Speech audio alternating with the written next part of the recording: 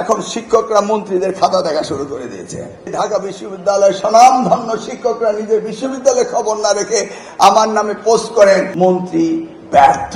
মাদ্রাসা থেকে শিক্ষার্থীরা পাশ করে বের হলেও অনেকে কোরআন যথাযথভাবে শিখে না আসায় ধর্মীয় শিক্ষক পদে নিয়োগ দিতে সমস্যা হচ্ছে বলে মন্তব্য করেছেন শিক্ষামন্ত্রী ডক্টর আ.ন.ম এহসানুল হক মিলন।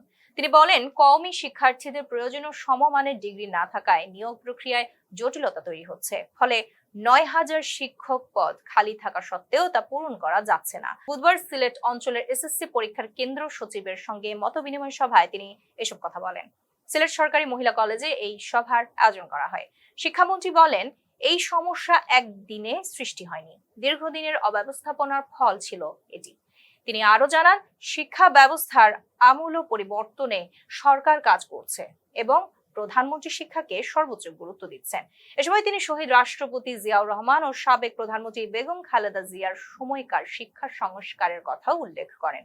পাশাপাশি তিনি নৈতিক শিক্ষার ঘাটতির বিষয়টি তুলে ধরে স্কুল কলেজে ধর্মীয় ও নৈতিক শিক্ষার উপর জোর দেওয়ার প্রয়োজনীয়তার কথা জানান।